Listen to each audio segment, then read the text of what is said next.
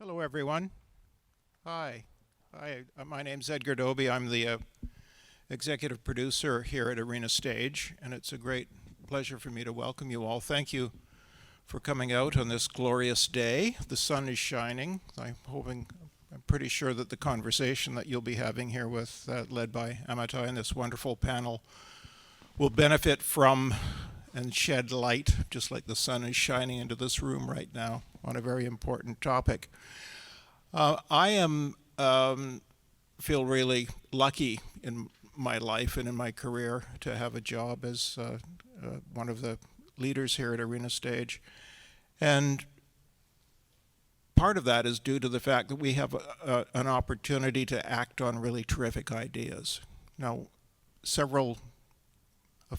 a few years ago, one of our trustees, Eileen Rosenthal, asked me to have lunch with Amitai and with Pat. Now, we had already had dinner once on the terrace here, so we sort of knew each other, but Amitai had a burning desire and a really, I thought, poignant observation about where we were as a community, and the fact that we had lost the opportunity to have and speak to one another in a civil way, that we had so demonized each other and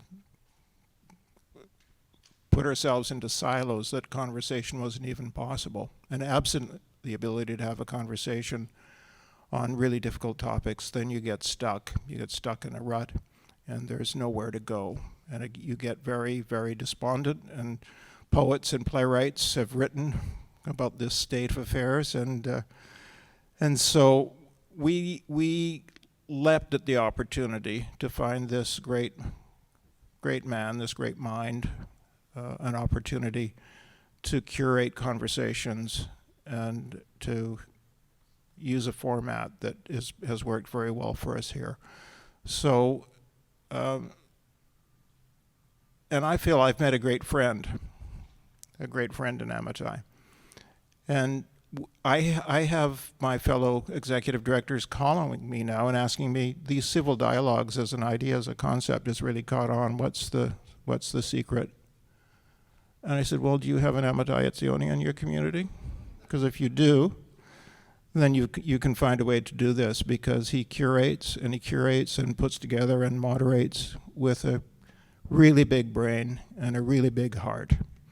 And I'm so thrilled that we're able to do this. Our board is very proud of this program. And we're in this for the long haul, because there are many, many conversations that need to happen. But I'm going to get out of the way now, Amitai, and just say, I love you, and I look forward to these civil dialogues. Well, Edgar, I was looking for excuses to delay my retirement. Mm-hmm. But after what I just heard, I don't think I'll ever get a better introduction, so I may as well quit while I'm ahead.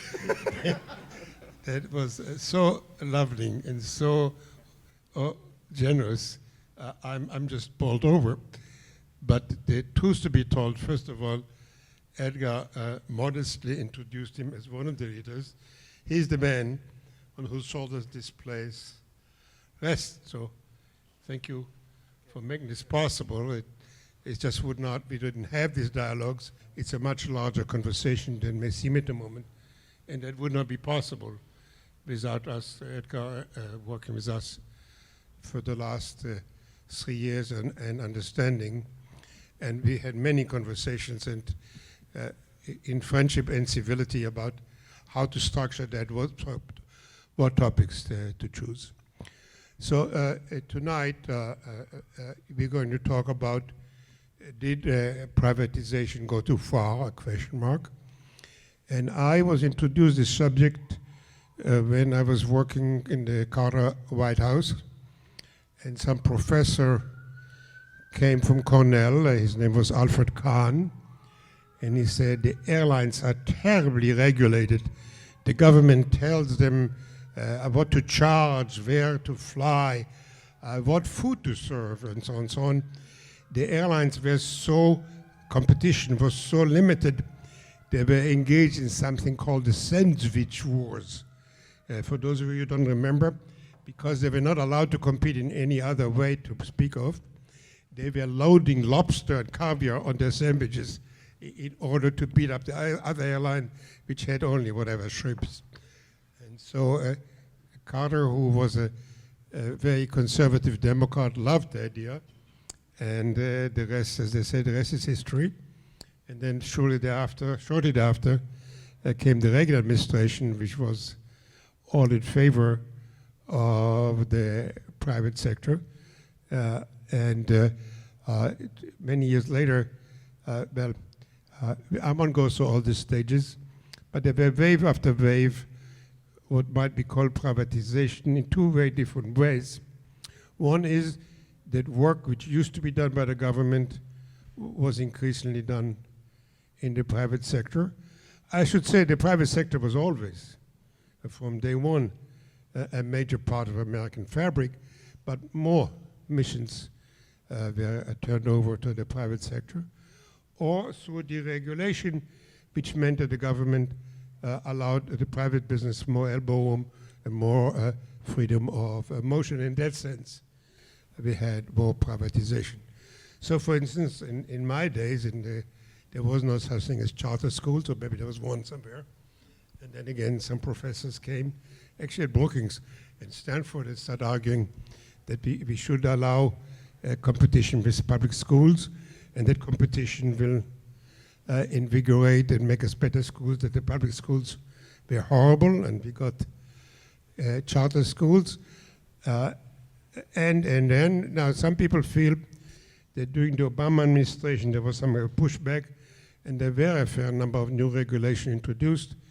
But if you draw all the charts together, actually the Obama correction compared to the previous movements, and certainly what followed since the Trump deregulation, really was a blimp in a major, major movement toward privatization, to the point that at the moment we're talking about having for-profit prisons who pay judges, who pressure judges to jail people to fill their cells.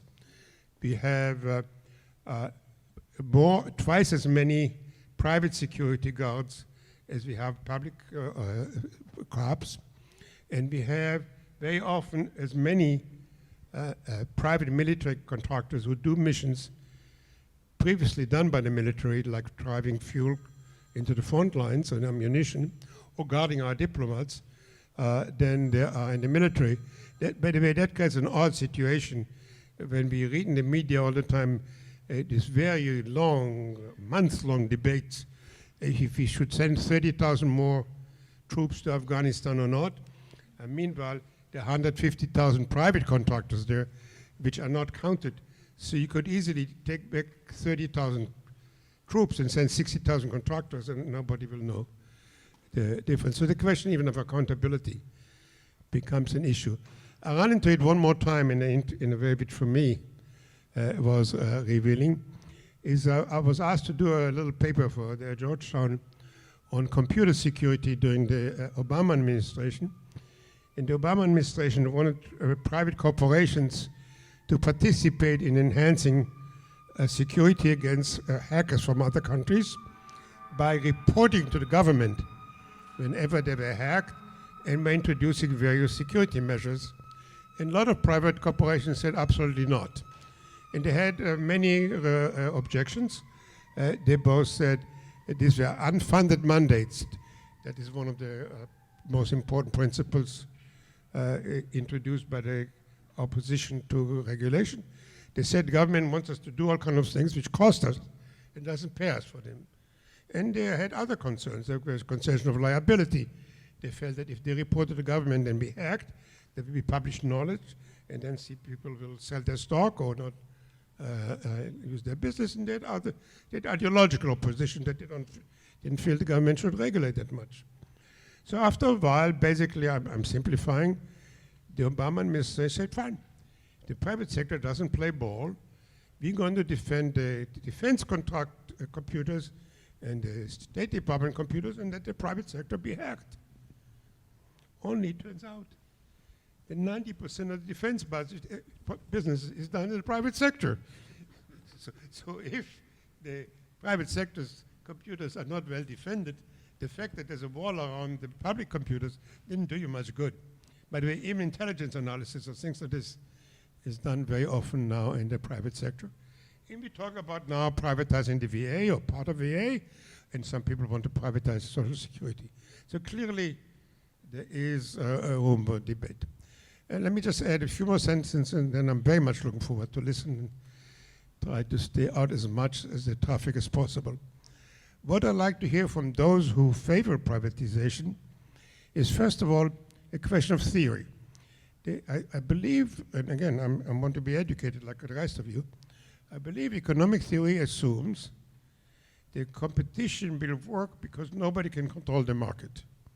That anybody will try to control the market by, they be out of business, the market will force them, if they charge too much, nobody will buy, and they charge too little, everybody buy the stuff and they'll be kaput. But it assumes that no unit can control the market, that there all be small units which can be interchanged for each other. But what if you have only two corporations who make nuclear submarines? Even theoretically, does the model apply? What if you have two search engines which control 90% of the search? Even theoretically, does the model apply? Second, again, I'll come back to the government people in a moment, but just one more question for my private sector friends. So when you look at the barrel of private corporations and you point to one corporation's, let's say, call it Volkswagen, which engineers build a system who misleads the inspectors to look like they passed the inspections for emission. And they say, well, you know, it's a rotten apple. You find in every barrel some rotten apple. Then you stick hand in there and you take out Wells Fargo, and turned out that Wells Fargo created millions of accounts for people who didn't want them and charged them unbeknown. And you say, well, okay, well, another rotten apple. And I go and put my hand in and I pull out Boeing, and turns out that Boeing caused, maybe it looks like it, 2 airlines to crash because they're trying to save on costs. So you wonder, are there just a few rotten apples, or there's something rotten in the barrel? Now to the people who think, well, their salvation will be found in the hand of more government, I have a few questions for you. Is it not fair to say that the regulation or red tape, as often you call it, is really often devastating? I'll just give one favorite example, which for me stands for all the thousands I could give. At one point, to protect employees' ears, the government regulated they will all have to wear heavy-duty muffins so they will not hear the noise of the machines. And the government required that the machines have alarms that when overheat, they will alert the employees who couldn't hear them because they had the heavy-duty muffins. So this is a very simple-minded example of we all, I'm sure, could provide.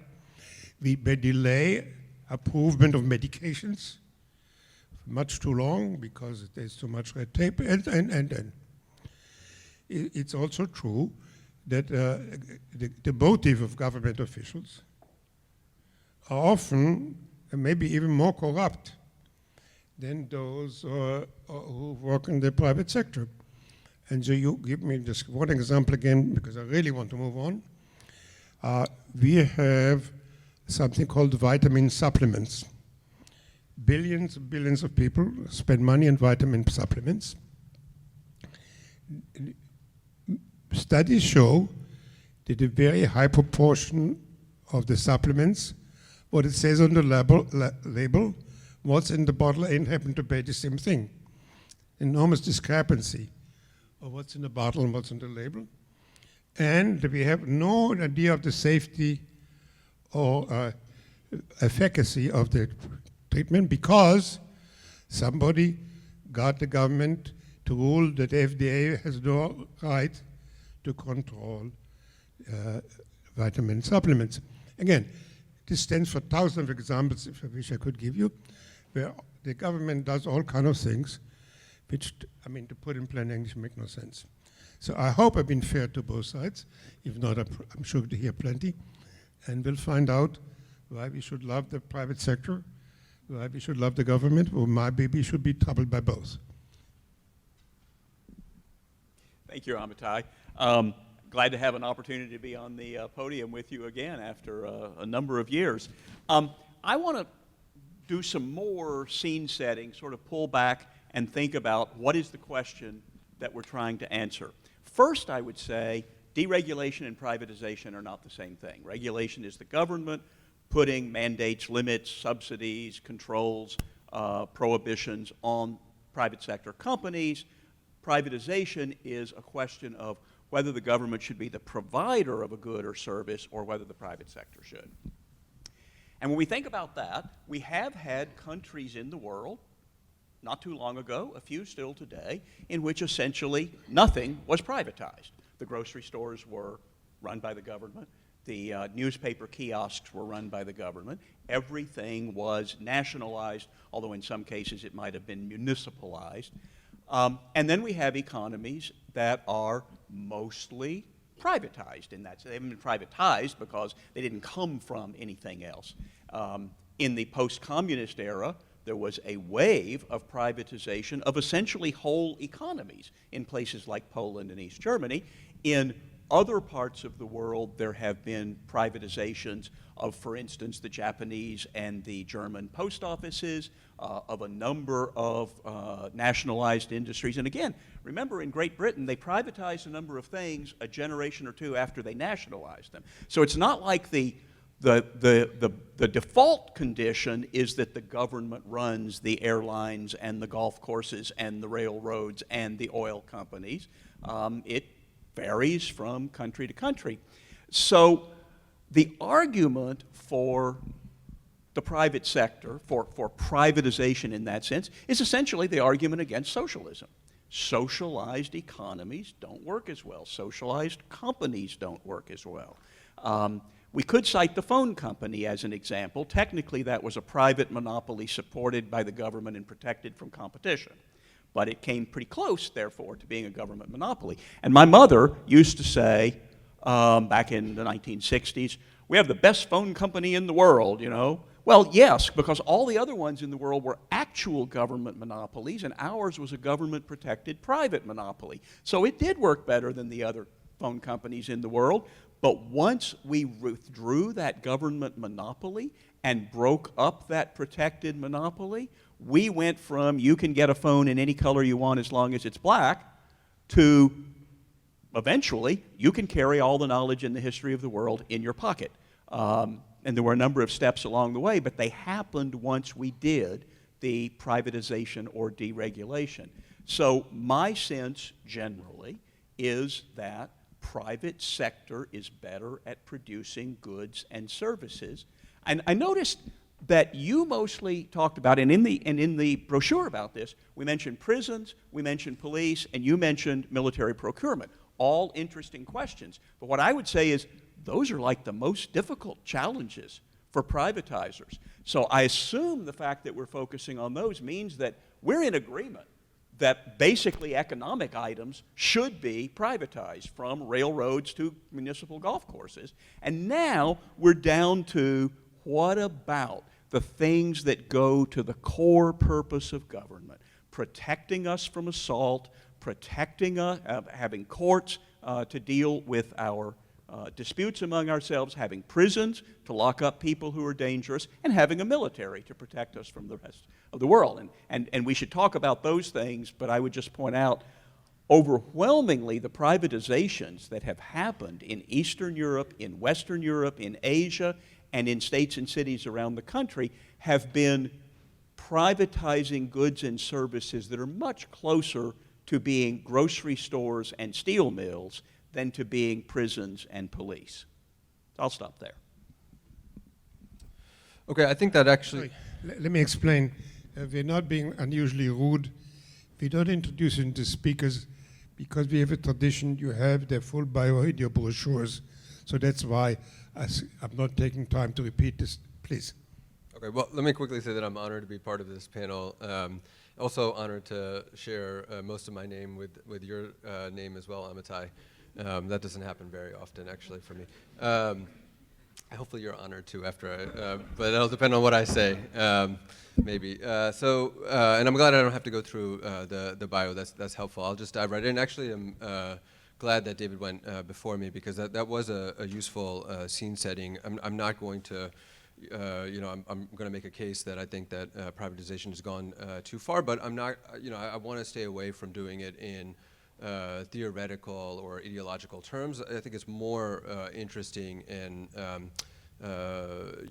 more illuminating to talk about it with respect to specific circumstances and the wide variety of circumstances where what I think should be inherently governmental functions that the public should expect the government to perform and not outsource to private companies is in fact being outsourced and privatized. It's not a question of total privatization versus total public control. I think that the key is to see within the spectrum of private versus public administration, private sector control versus public sector administration, where do we think privatization has either gone too far, or where do we think government control is too far? And so, I want to speak to privatization going too far in certain respects. I think the key themes, though, underlying the cases I'm going to talk about are one, the introduction of privatization leading to conflicting incentives or conflicts of interest, and then the question that stems off of that with respect to democratic accountability when privatization has, in my view, gone too far. I'm going to use the case of Boeing, in fact, which is something that I work on in the course of my work. Specifically, most recently, the reaction to the Boeing crashes, the 737 MAX crashes, because I think that those were fairly shocking. Look, we should be clear. Our airline industry has had a fairly strong safety record over the years, right? So there is something to celebrate there, but certainly that was a huge shock to the public and to this political system to see two planes go down in close proximity and then related to the same cause. As Amitai was saying, we've even gotten more information over the course of the last week that, in fact, it appears that Boeing technicians and engineers knew of a problem with respect to the computer system, essentially, that had been put on the 737 MAX airplanes in order to accommodate the upgrades that Boeing had made to the base 737 airplane model, which had been a successful model for and safe model for Boeing for decades. But of course, Boeing wanted to, in order to increase profits, cut costs, change the model design to allow for essentially bigger engines that then made the planes heavier and required Boeing to install a computer system to offset that.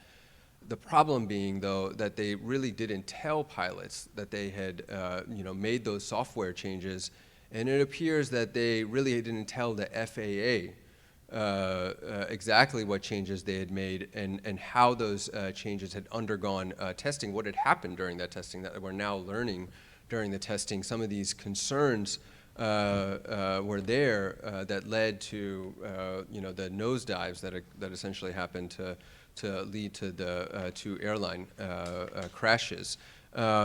All of this stems from a change in the law in 2005. People learned this, and after the fact, most people didn't know about this before the crashes, where Congress essentially allowed the FAA, through legislation, to essentially delegate the certification, the safety certifications with respect to new airline models to Boeing. Boeing is now in the position, and other airplane manufacturers are in the position where they are able to, for changes to their airplanes or new airplanes, essentially certify themselves, self-certify to the FAA whether the planes have met safety standards, safety features. And I think that right away folks are uncomfortable with that setup. Folks are wondering, why is it that what is supposed to be the primary safety regulator when it comes to airplanes to airline safety is essentially letting the manufacturers of those airplanes dictate to the airline safety regulator whether the planes are safe or not, and also learning in some of the details the degree to which the oversight of those safety certifications is frankly limited, limited very much by the lack of expertise at the FAA compared to Boeing. That lack of expertise, I think, is one of the consequences, frankly, of this change to delegate the safety certification to the airline manufacturers from the agency. The FAA has been hollowed out. Essentially, they do not have the technical expertise to be able to say challenge Boeing when Boeing makes a safety certification. And so, on the other hand, I think we all see that Boeing has a business incentive to certify their planes as safe, whatever came up in the safety certification process. And we're now learning that clearly there were concerns that were raised. That incentive, is, and I would even go as far as to call it a conflict of interest, is one that is somewhat endemic to, inherent to these kinds of, deregulatory models, or I agree with David that deregulation is distinct from privatization, but these types of self-regulatory, deregulatory models that essentially delegates out what many believe should be an inherently governmental function, the certifying health and safety representations from business and manufacturers. That doesn't sit well with folks. And I think the other thing that doesn't sit well then is also the lack of any kind of democratic accountability. Folks are left wondering, hey, if Congress has basically told the FAA already that essentially, they're not in the business of really getting too involved when Boeing says that their planes are safe, what can the public do? We can vote our members of Congress out, but essentially Congress has ceded, the government's role with respect to, trusting the safety of our airplanes and knowing that we have an agency that's actually heavily involved and responsible for doing so. I think that is a huge open question, and it kind of breeds more distrust in government. Frankly, it breeds more distrust in the private sector as well. Certainly, Boeing has taken a huge reputational hit and even financial hit. The planes have been grounded now for months. I'm not sure even if I myself would like to take one of those planes when they get back up in the air. That's a question I've been asked often, and I feel uncomfortable answering it every time. The families of the folks that have lost their loved ones in the crashes are also going to be creating liability for Boeing, trying to recoup whatever financial losses they can from Boeing. So, but that is not the question.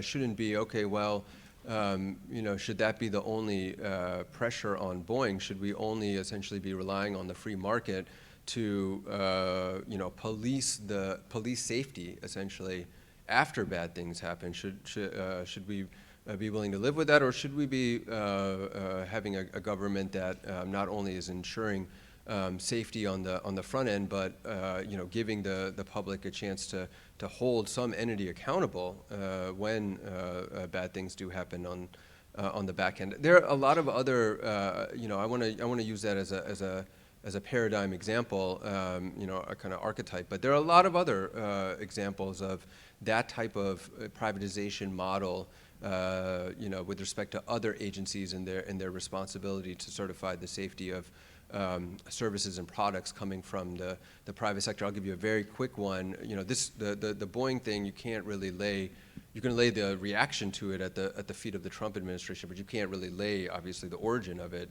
at the feet of the Trump administration, because that happened well before the Trump administration back in 2005. But the Trump administration, the USDA is, and apologies, this may not make your dinner more appetizing, they are making a change to essentially take food safety inspectors off of the line in terms of inspecting pigs, pork, when it's being packaged in pork plants, and that also is not sitting well with folks.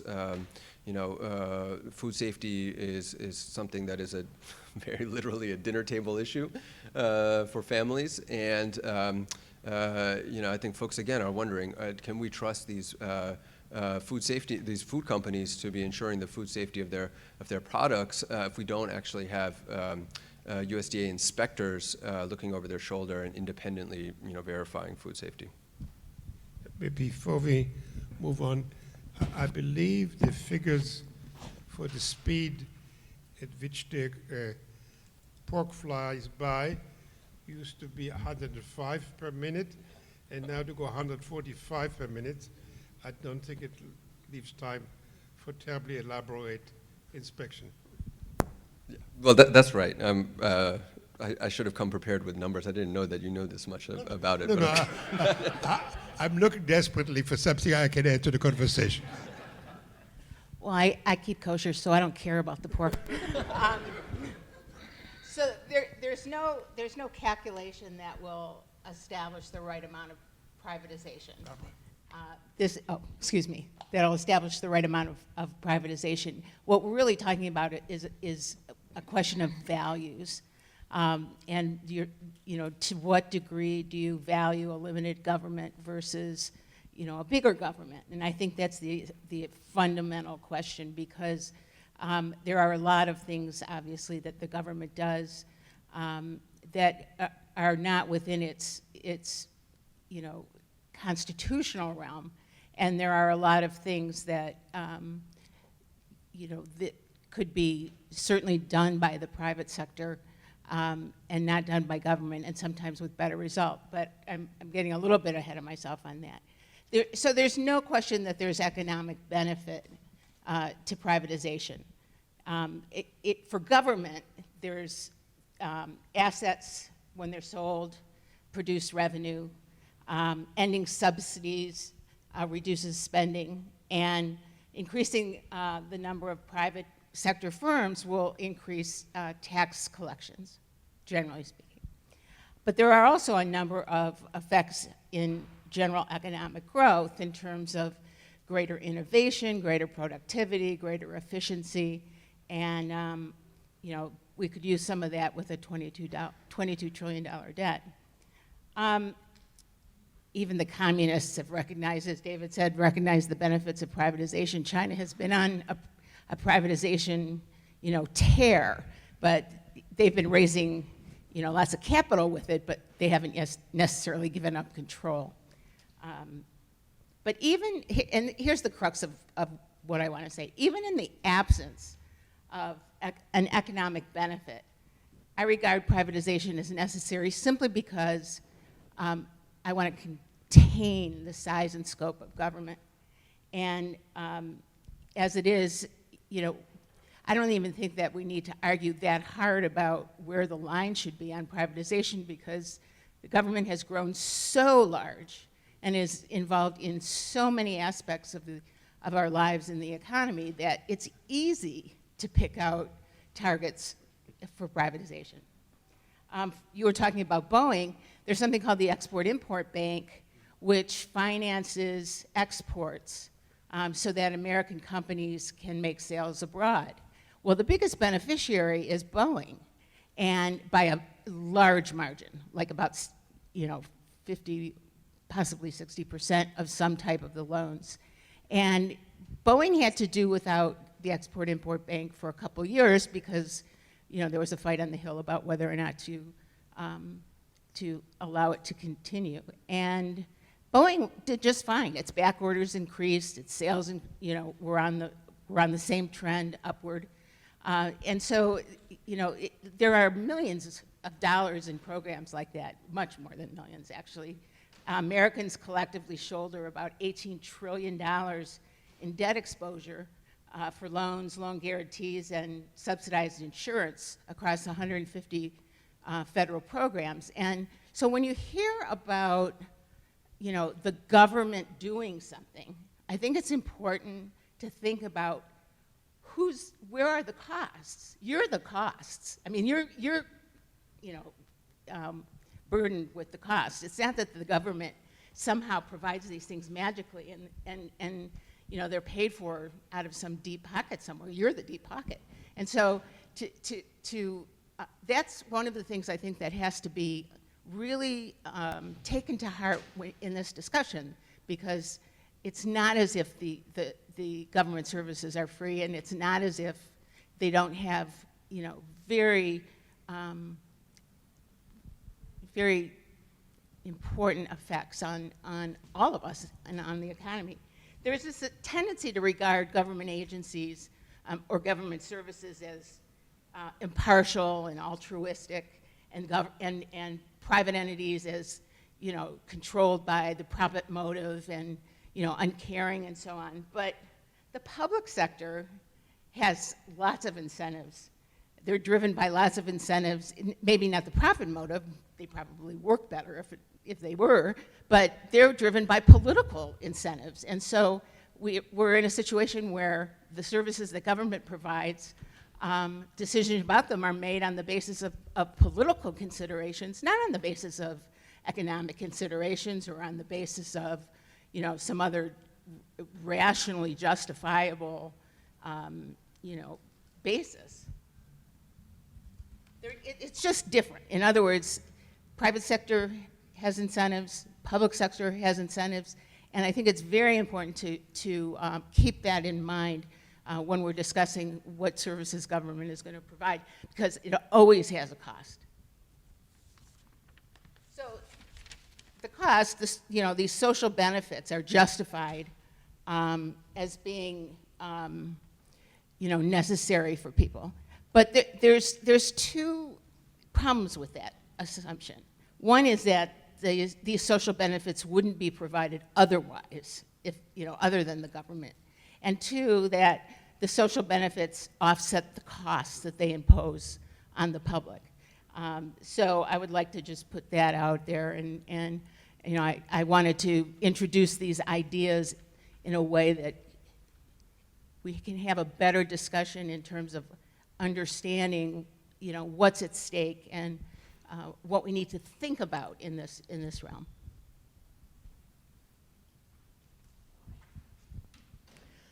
Hello, I'm Amirkhanyan. I'm a professor in the School of Public Affairs at American University. Thank you for inviting me. I'm excited to be here. Government agencies have so many different tools and strategies at their disposal. Being one of those tools, privatization is not something that's inherently good or bad, inherently effective or ineffective. Instead, the question we should be asking is when and how can privatization become a useful tool for improving public programs, for improving cost effectiveness, efficiency, for lowering costs, as well as quality, access, responsiveness, democratic participation, representation, and many other outcomes we care about. So the question has to be when and how. And in fact, there has been a lot of research, hundreds of studies that attempt to answer this question. So ideally, we would want government agencies to rely on all of this evidence in making their privatization decisions and in managing their public-private partnerships. Unfortunately, that's not what has happened historically, both in the United States and in other countries that have been a part of the new public management reform movement. The problem is that privatization is a structural tool. It has to do with the size of government. It is more consistent with the idea that government's role has to be more limited in this society, and we should be relying more and more on private markets. So as an idea, privatization does have a political and ideological dimension to it. And likely because of that, privatization decisions have not always been evidence-based. In fact, we have privatized a lot of services in the absence of competition, replacing a government monopoly with a private sector monopoly, which meant we would not save money in the long run. We've privatized a lot of services that were very hard to measure in terms of their performance. We didn't know what we were buying. It was very hard to provide oversight, to monitor the delivery of these services, even though we were paying for it. We privatized a lot of services for which the clients, or the so-called customers, could not really vote with their feet. They didn't have a choice. Prison inmates. So we've likely privatized, at least in some places where we shouldn't have. And today, the extent of privatization in the United States is quite dramatic. Only at the federal level, we spend about $500 billion on federal contracting, hundreds of millions of dollars on state and local contracting, and scores of private organizations and nonprofit organizations deliver services for which they're getting reimbursement from Medicare, Medicaid, and lots of other programs. So the scope of privatization is quite impressive. Reviews of rigorous scientific literature that I have seen on the outcomes of these privatizations suggest three things. One is that there's no consistent evidence that privatization results in better quality. Results in quality are very mixed. Two, there's some evidence on cost effectiveness and efficiency improvements, but there's significant methodological critique of that literature as well. And three, there's an emerging literature, very limited but emerging literature on the social equity aspect of privatization, on segregation and discrimination. And from these few studies, it appears that privatization may have deepened the extent of these social problems.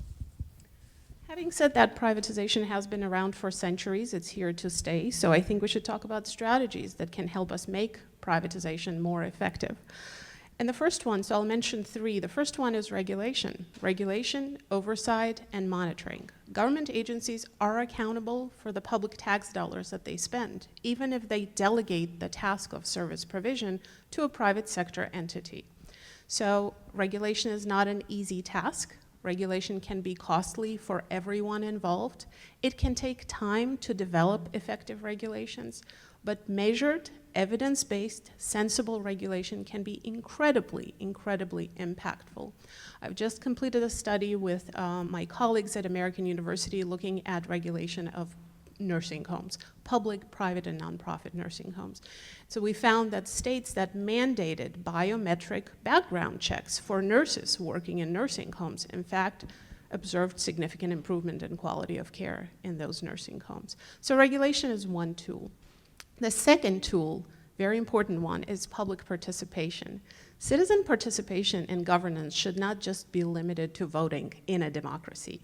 Citizens can get educated on topics that affect their families and their communities. Citizens can provide feedback on services you're consuming. Citizens can serve on advisory boards of nonprofit and public organizations. They can attend public hearings. They can protest. So citizen participation can absolutely be an important mechanism for keeping these third-party providers accountable. And then the last one is contracting back in. When privatization goes wrong, sometimes there's evidence that state and local governments bring services back in-house, and that's sometimes possible. So in conclusion of my introductory remarks, I will say that the way we think about public and private responsibilities is closely related to the way we think about human rights and human needs, and government's role in fulfilling those needs. We all have our own views on what's inherently governmental. Is it something that no one else will pay for, clean air, clean water? Is it something that is so worthy of consumption that we as a society will make a commitment to pay for it, like public education? In some countries, it's healthcare. Or is it something that has to do with enforcing the will of the state? Prisons, detention centers, warfare, national security. So all of these are very hard questions. They're inseparable from political and ideological considerations. They're also influenced by the events we observe in our daily lives. The 9/11 attacks, Hurricane Katrina, British petroleum oil spill, all of these affect how we think about what's inherently governmental. One thing to remember in the case of public services is thinking about efficiency and cost effectiveness. Those are not the only goals we're pursuing in the public sector. Governments are not just running a business, they're running the Constitution of the United States of America. So in evaluating the effectiveness of privatization initiatives, we should be looking at all sorts of outcomes and all sorts of impacts on a variety of social groups in our society, including the most marginalized, socially disadvantaged groups. Thank you. Well, this has been absolutely excellent first round. I'm endlessly grateful and delighted. I think we really clearly mapped the major outlines of what we need discussing. And we're just going to have another brief second round before we invite you to join the conversation. So let's agree to take off the table the question if command and control systems like the Soviet ones are better than private sectors, and agree that indeed the command and control systems are defunct, and even the Chinese don't want to touch them anymore, but ask, are these the only two options? And maybe look at Scandinavia or so-called social markets to ask, are there other options than either command and control or free enterprise? I want to defend the notion that regulation and a private sector belong in the same box in the following way. There really is no private company which is completely unregulated. The taxes they have to pay, they are environmental. So there is some regulation on even the most private sector.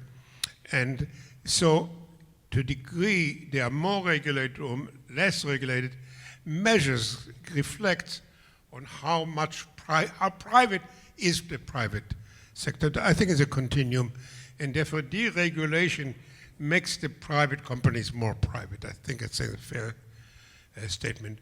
And I fully accept the notion that focusing on the prisons and on the police, that gives not an accurate picture. So here what I suggest for the last round before we go to questions, let's focus on human services.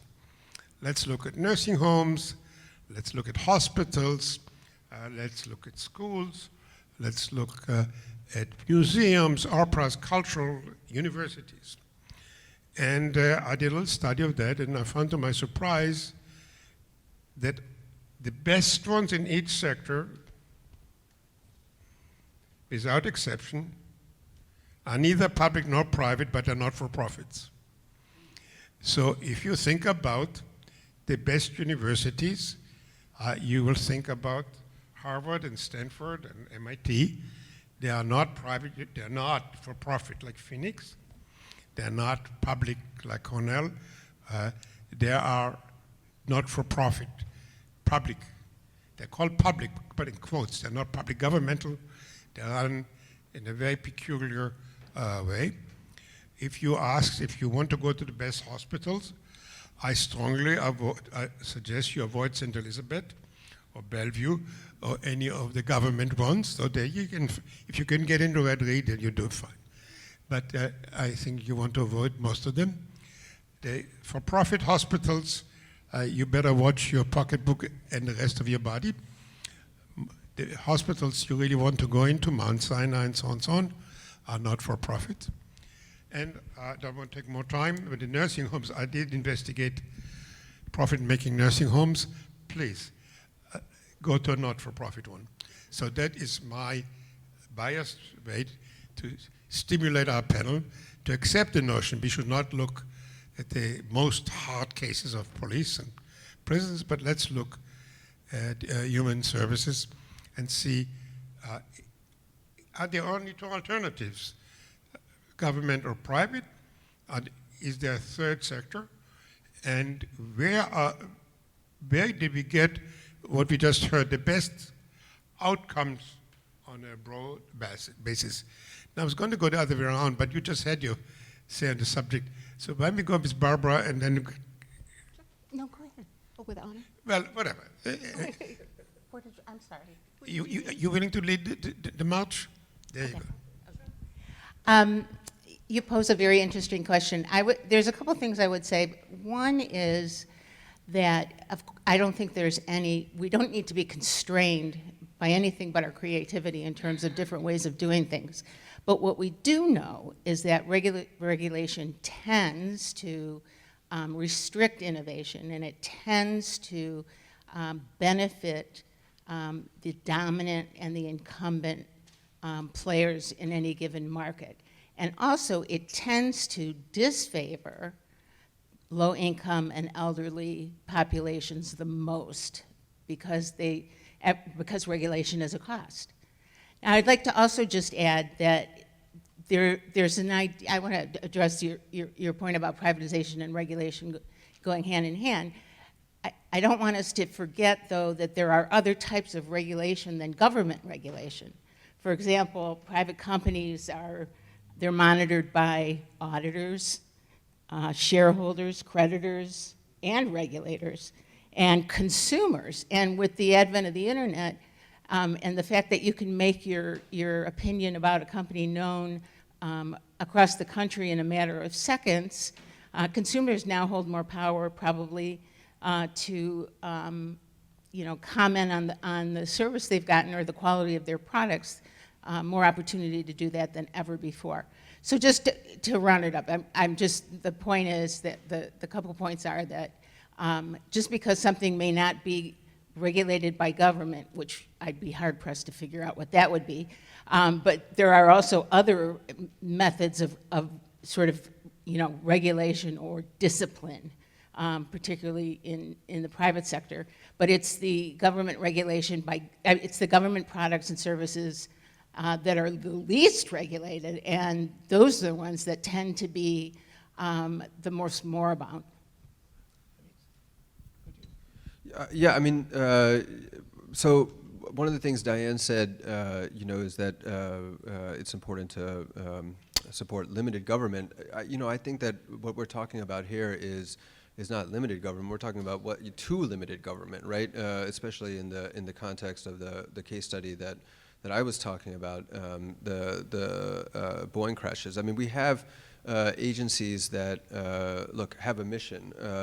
You can call it politics, but I think that the agency has a mission set out by Congress. For the FAA, a big part of their mission is supposed to be ensuring the safety of the airlines, and they have to be responsive to that mission in the same way that, and they could be slightly overzealous in being responsive to that mission, in the same way that private sector companies could potentially be termed as overzealous in terms of being responsive to their shareholders, right? They have their own constituency that they have to be responsive to. When we're talking about something that is, something that I think most people would recognize is a value that can only be preserved, essentially, if government is involved, potentially to a fairly high degree, depending on what we're talking about. Then I think that privatization presents a real danger. In 2005, certainly the delegation of this authority from the FAA to airline manufacturers came under a strong ethos of privatization. Everything would work better if the private companies are making the decisions. And now we're in a situation where the consequences of that have been made clear. It wasn't necessarily the case back then. In 2005, look, we had a strong record of airline safety, and so you get into a space where it's not so surprising. There were certainly opponents of what they were doing in Congress back in 2005, but it's not so surprising for folks in Congress to think, hey, maybe we can let the airline they've been good, so good, they have such a good safety record. Maybe we can let the airlines start telling the FAA whether their planes are safe or not.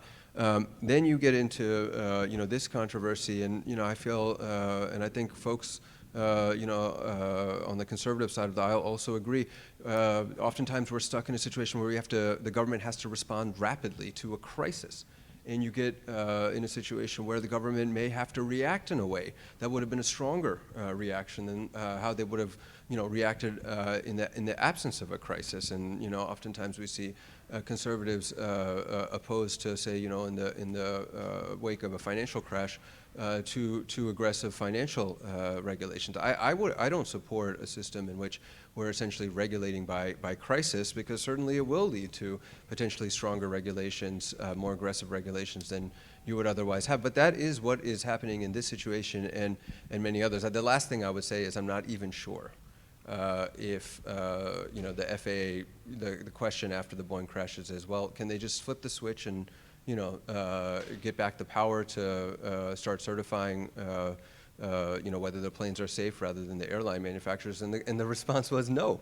The FAA does not have the capacity, will not for many, many years.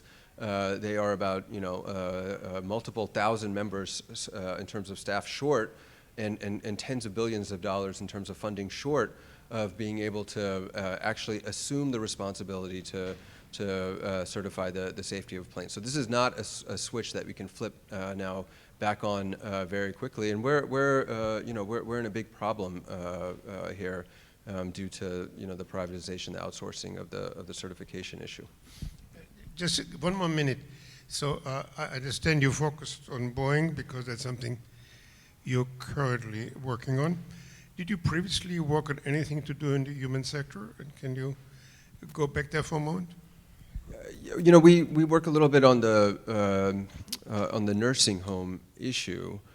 The way in which we work on that issue, I think, is a reflection of the fact that there may not be enough regulation in the nursing home sector in terms of protecting consumers, protecting those folks that stay in nursing homes, because we have been trying to push HHS to outlaw, and this is a little bit indirect and sideways, but outlaw arbitration agreements in contracts for nursing homes, right? So arbitration, we're talking about privatization of our legal system. We like to call arbitration privatization of our legal system, where consumers are essentially signing away their right to take their consumer complaint, their liability, their tort claim, to court because they've agreed in the fine print of their contract to have their dispute resolved by an arbitration panels that have been found by studies to be finding more in favor of defendants, right, companies, than plaintiffs.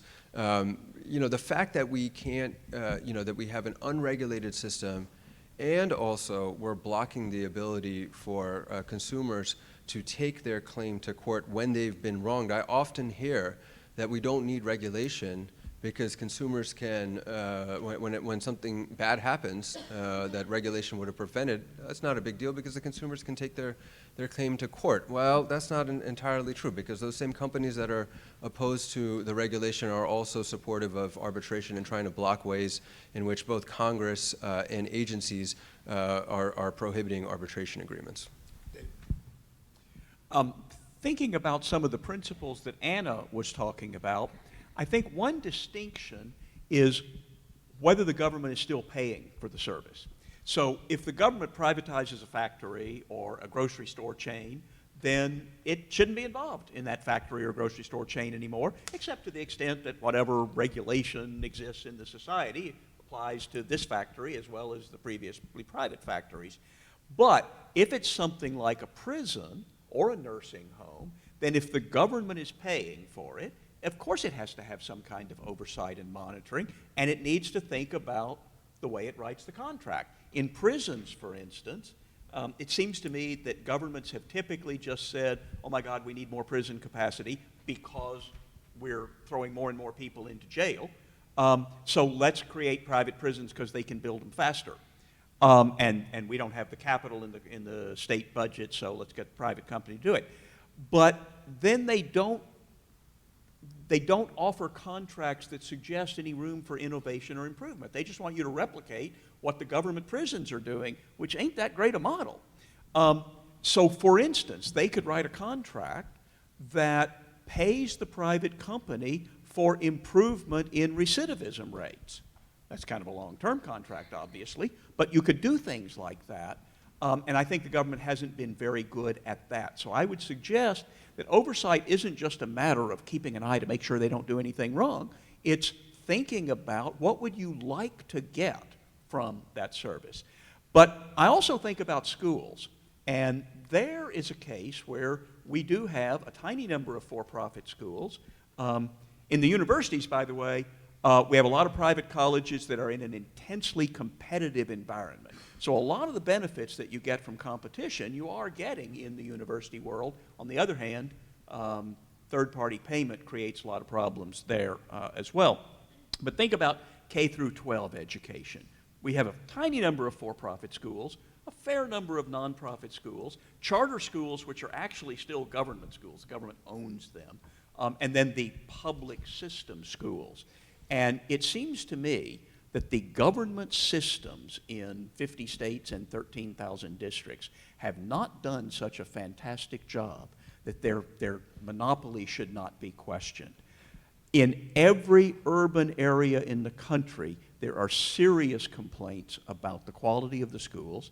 There are serious concerns about the achievement gap. And to say that in districts like that, or other districts, but those are the ones I think we worry about the most, to say that in districts like that, parents shouldn't have any choice, they should have to go to the school down the street to which they are assigned, I think is crazy. So even if the government is still paying for each child's education, giving the child a choice about, or the child's parents, a choice about what school to go to will get some benefits of competition. Now, I will say, this is an example to me where we've still, even with a voucher plan or a tax credit plan or a robust charter school plan, like we sort of have in DC now and they have in New Orleans, you still don't have as much competition and innovation. Is it necessarily the case in 2019 that the best way to teach children is to march them into a box from 8 to 3 every weekday for 12 years? Think about the technological improvements, the revolutionary, completely unanticipated, revolutionary improvements in what we still may call a phone, but is actually a whole system of information transfer and communication. Now imagine that for the next 50 years, we had a free market in education. Entrepreneurs, parents, nonprofits, for-profits, even governments, offer their services to parents who are completely free to choose the school they want to. And let's assume that there's some sort of education stamps for the poor. I do not believe that 50 years from now the schools would look the way they do. More people are going to watch this event on the internet from around the world than are here today. Why can't that be true for children? I want to say K-12 children, but maybe they won't be K through 12. They'll just be children and teenagers. Couldn't they maybe get a lot of information, a lot of education off the internet? Interactive programs. We're putting almost no research and development in. There's no profit incentive to do a better job. I think that a significant degree of privatization of the education of under 18-year-olds would yield benefits that we cannot imagine right now, in the same way that the first time somebody came to a Cato Institute forum like this and said, look, I've got a portable phone, and it was bigger than a brick, but it was exciting because no one else had a portable phone. That was only 30 years ago. Look at the change we've had in those 30 years. What could we do for education if we went much further in the direction of privatization than we have? I'm glad we're talking about health and human services. We certainly, I think, agree on more points than we disagree here on this panel. Certainly, it's not about trash collection and hazardous waste removal. We all agree these can be delivered more efficiently. We can certainly save money on that, and there's a competitive field there. So health and human services is an interesting field to look at. And I think there are 2 points that I would want to reiterate or highlight from my previous comments, and Health and Human Services is a fantastic context to highlight those points. The first one is the goals we're pursuing in the public sector. We certainly want to lower costs, but we also in particular care about quality of services and people's access to those services. And so if we look at, for example, the context of nursing home care, we currently have about 15,000 nursing homes in this country. About 67% of them are for-profit, about 25% are non-profit, the remaining 6 or 7% are governmental nursing homes. For about past 20 years, we have clear evidence that for-profit nursing homes, the majority of our market, even though most of the care they provide is being reimbursed by the public programs, Medicare and Medicaid, quality of care in those nursing homes is inferior. And in fact, some of my research shows that when you change ownership, when you privatize a county-owned nursing home and it turns into a for-profit facility, quality goes down within a couple of years. So there's some interesting evidence suggesting that costs are important, but we absolutely need to look at quality of care as well as access. Same may be true for schools. Creation of charter schools certainly has been one experiment in privatizing public schools, and there's some interesting research coming out now suggesting that racial segregation is one particular concern that is associated with charter schools. So we have fewer charter schools, but they account for a major portion of racial segregation. The second point that I think this context highlights very well is that context really, really matters.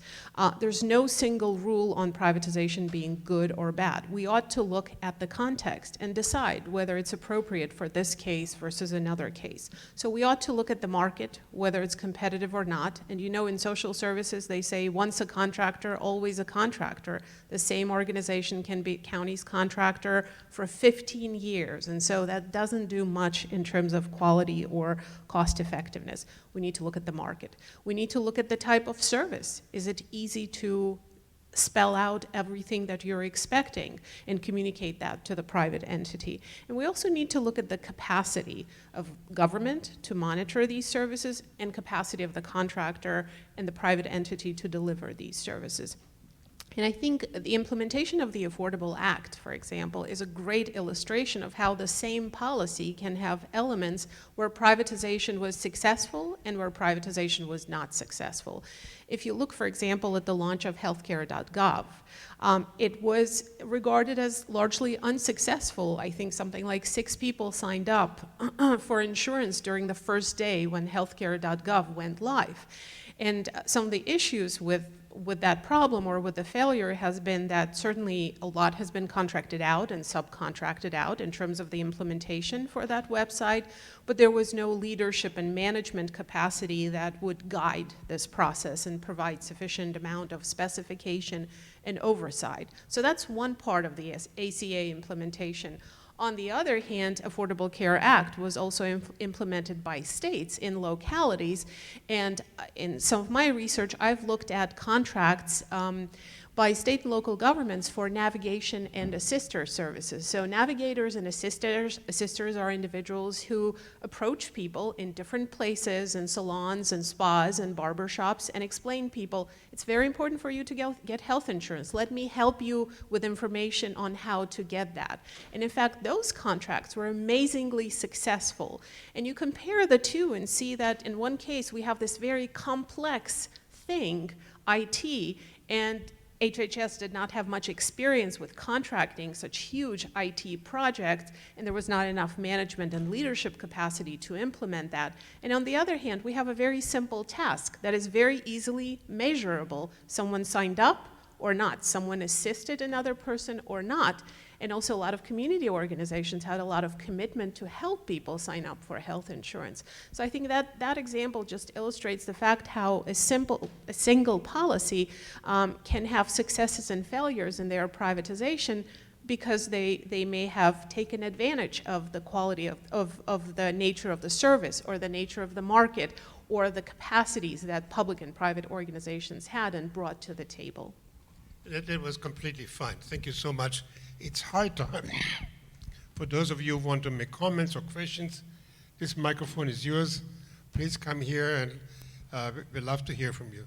So, Unfortunately, when your opening remarks, you ruled out a discussion about whether, to me, the issue isn't so much privatization or less privatization. The question is, can we have an actually planned economy which meets the needs of working people all around the world, or do we have to have an economy based on competition, striving to make more, et cetera, et cetera? And I think that question really has to be addressed in a more serious way. We've seen where competitive economies have led us to.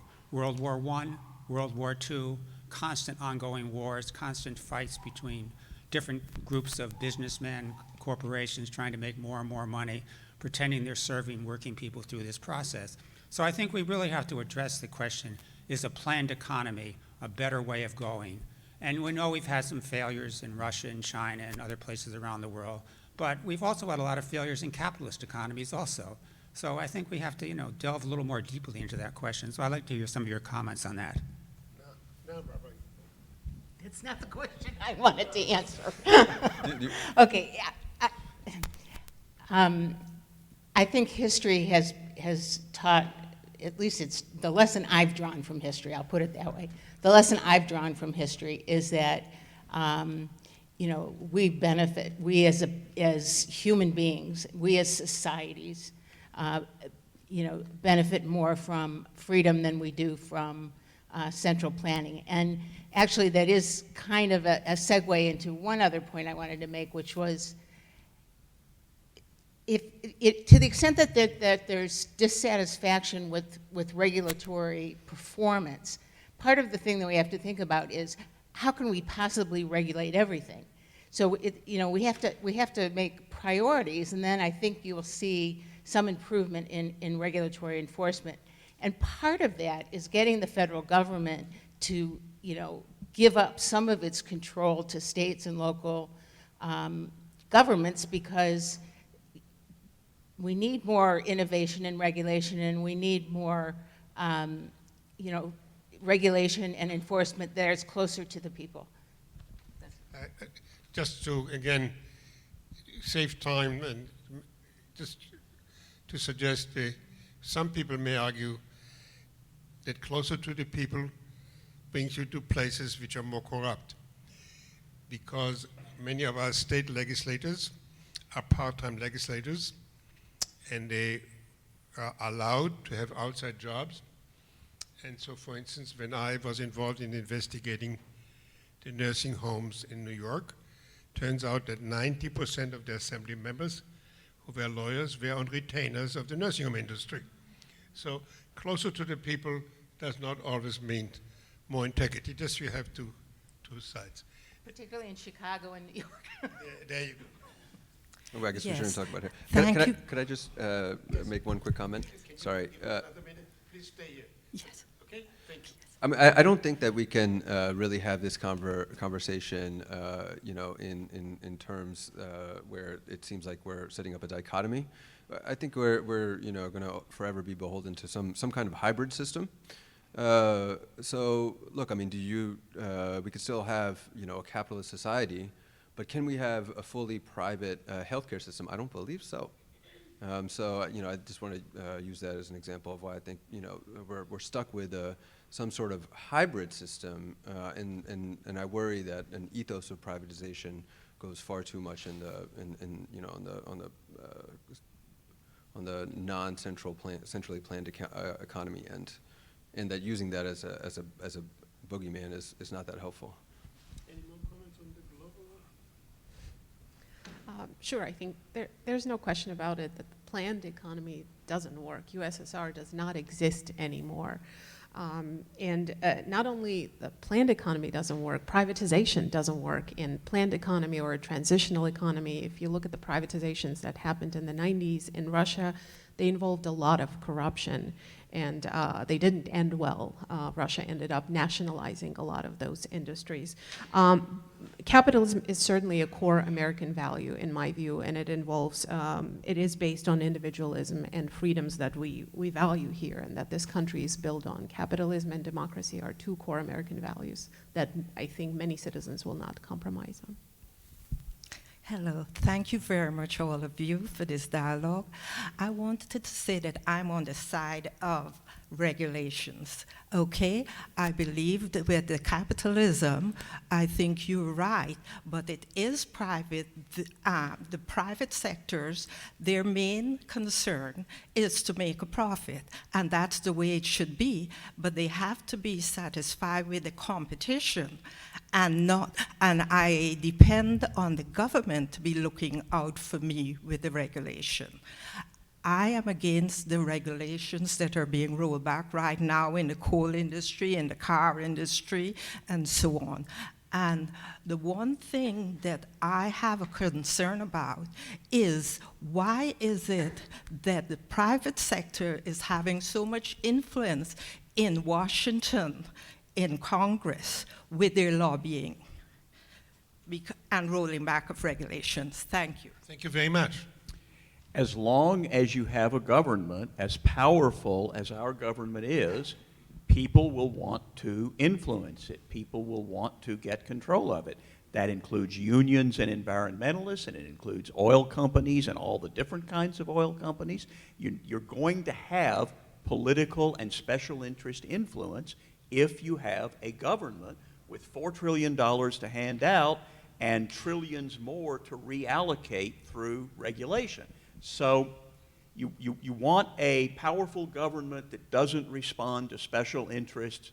It's like wanting a cat that barks. You can have barking or you can have a cat, but you cannot have a cat that barks, and you cannot have a powerful government that special interests don't influence, which is why, to my mind, you want to take as many things out of the political sector as possible. We want innovation, we want growth, and we've gotten it. And, you know, in response to the earlier question, I would say, look, every capitalist or market economy in the world is imperfect. It's kind of silly to say they caused World War I and World War II, both of which were declared by governments. But I will match the imperfect innovation and growth and higher standards of living of the imperfect capitalist economies against all the results of all the planned economies. Now, I understand no one on this panel is arguing for a planned economy, but we're still talking about, do we want the innovation and higher standard of living that we get from a more market-based economy, or do we want an economy where growth gets even slower than it has been in the last few years because of the increasing burden of regulation? And we have all kinds of costs that regulation imposes that have to be weighed against the benefits that people see from regulation.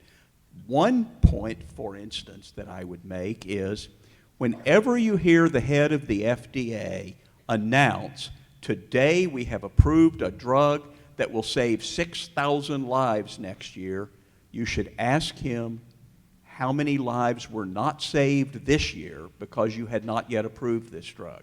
How many lives were not saved last year because you had not yet approved this drug.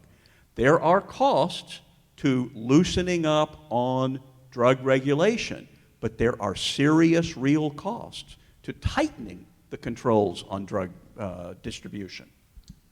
Could I respond?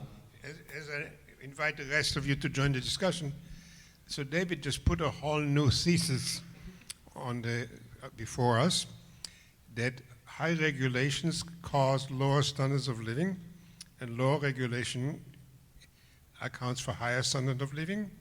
And the question is that it include, so to speak, called externalities. Does he include in high standard of living the protection of the environment, the protection of children, and so on and so on? So how do we define high standard of living? Maybe less regulation gives us more consumer goods, but also more social damage. I'm not saying yes or no. I just thought he added another issue to the conversation. Second and last, I like, because we're running out of time, just maybe one sentence about, is the consumer really able to judge choices in many of the areas we're talking about? We have to be brief because we're running out of time. So let's go from you to it here. This is your last round. So. Sure. So 2 quick points. one related to regulation and then consumers' ability to judge. How many of you would like to use a drug that hasn't been tested? So we just have to accept the fact that before we use a drug, it needs to be researched and tested. And yes, it takes time. And yes, we want to make sure that the private companies don't shortchange us in testing and that they follow the highest scientific standards. Yes, that's associated with costs. And so we have to carefully balance in every regulatory process the costs and the benefits and be mindful of both. And on consumers' ability to judge, consumers' ability to choose, to vote with their feet, it is more limited for the more socially disadvantaged groups in our society. Those who have political power, those who have means, certainly the top 1%, they're able to choose and judge and vote with their feet. The concern is with the most disadvantaged groups in our society. Okay, the three of you will get a choice in a minute, but we have to allow everybody to ask a question. So we can get two more questions, and then the three of you are going to get the last words. Please, sir. I guess I'd piggyback on the last statement because, on the one hand, we're in love with the idea that the consumer chooses and individuals are cognitively capable of making informed, responsible decisions. But to the extent we have information asymmetries, for example, our privacy on social media, and we're not able to really control and deal with that effectively, even with the charter school participation, I see parents opt into the charter school on the idea that just going to that institution, leaving the public school, is going to provide a better outcome, and they have no responsibility, no input in the process, and they end up moving their kids back and forth, finding if they're not involved and the kid doesn't change, there's not really any benefit to moving into the charter school. On the other side, when it comes to deregulation, the public sector being involved in trying to fix things. If we've already conceded the public sector is partially captured by corporate interest and others, and if we've already accepted with the FAA, for example, public sector is not as well informed as the industry, well, we're often going to possibly have government come up with second best interventions that could end up being worse than the situation they confronted. So people can play with either one of those they like. Thank you very much. Please, you have the last questions. Okay, I actually have two comments. First, on this question of whether regulation creates a higher standard of living or a lower standard of living, I recently lived 3 years in the Philippines, followed by 3 years in Germany, a country with abysmal regulation, followed by a country with some of the highest regulation in the world, and no question which had the higher standard of living. But the question I came up to ask was, I recently retired from 34 years in the State Department, and I sat through, years ago, Al Gore's reinvention of government. And I remember Al Gore coming to the State Department and saying, what you need to do, what government needs to do, is model itself on Harley-Davidson. Harley-Davidson has employee engagement. The employees decide what they're going to do and not do. And I'm looking around and saying, consular officer at the State Department, I get to say, it's not profitable. That line of assistance to American citizens isn't profitable, so we're not going to do that anymore. Government has a lot of responsibilities that can't be evaluated in a profit motive, and we're stuck with, public schools have the kids whose parents aren't making a choice, no matter what choice they have. We have to educate those children in the public school system. Likewise, we end up in hospitals and public hospitals, again, with the bottom of what I say, the pinball machine of life. And so how do you respond to that? Thank you very much. Another question? Boy, there's so much good information here and approaches to this issue, but I didn't know which one I wanted to address. But I think what I will address is the issue of if we have we can have less government because people can vote with their feet as to whether they want this, that, or the other. But our environment is so complicated now and so complex that you cannot vote with your feet anymore. You cannot look up every single vitamin that you want to take to find out whether it's really effective and really this and really, because it's just too much. So the government has to help us do that, or it's just too much, okay? And the other thing is, but the government also cannot have a person looking at every single assembly line to make sure that things are good.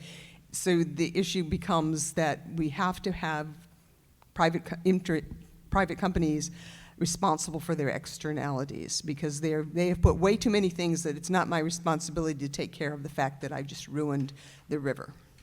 Okay, so that's just my 2 cents. And with school systems, that's the big question of what is government responsible for? Is it just giving our kids information, or is it a bit of a socialization thing too? So if everybody was just school at home, what kind of a society would we have? Thank you. Excellent questions. All right, Barbara, last. Okay. I'll very but quickly, briefly, please. I'll very quickly just say something about the environment, because it's come up a couple times. As I said at the very beginning, you know, government is also driven by all sorts of incentives, and just as the private sector is. And on environmental regulation, you know, if you look at the actual performance of agencies over time on the environment, you know, there's some pretty dismal results. For example, if you look at the Forest Service management of federal forests, you know, their failure to maintain those federal forests led to, you know, the massive burning of forest land in California and in the West last year. But in any event, so I would just encourage you to not take at face value that the government is always the better steward, because in many, many respects it's not. Thank you. Okay. Last words. Brief. Yeah, okay, great. Well, so let me just give you one example. I mean, actually, you know, on the costs of regulation, it is true that, you know, you'd much rather live in this country, which has higher regulation than, say, sub-Saharan Africa, which has a very low level of regulation. California versus Louisiana, or California versus West Virginia. California generally is the archetype for having, you know, the highest state level regulation in the country. But when you look at the economies, California's economy is much stronger, even on a per capita basis. So let me go to the for-profit college, because I think that distills everything about just how influenced this government is by you know, special interests. The for-profit college industry, it's not that large, as David says, is entirely sustained by government payments. It's government subsidized. This for-profit college industry would not exist except for government subsidies, and that's in the form of payments to the college, and then obviously students take out loans, right? These are federal loans, and yet we see you know, conservatives increasingly pushing to keep a private option when it comes to for-profit colleges, despite, you know, increasing and rampant claims of fraud and outcomes that are, you know, very poor compared to not-for-profit colleges. Essentially, you're getting, I mean, it starts to resemble a racket pretty quickly. You're providing students with what's becoming a worthless degree. You're not requiring any standards on the front end for universities to demonstrate the representations they're making to students are true, or the outcomes that they get for students are true, and yet you're just funneling all this money to the for-profit college. It can't be a coincidence that essentially Secretary DeVos is extremely in favor of for-profit colleges and has essentially hired top-level political officials at the Department of Energy that were immediately prior to coming to the Department of Energy, working in the for-profit college industry. In fact, trying to oppose the very regulations that are now being rolled back at the Department of Education. But the fact that we are sustaining this private industry entirely on the basis of government funds, you know, I think that is really wrong. Let me say something very quickly about Germany, the Philippines, and sub-Saharan Africa.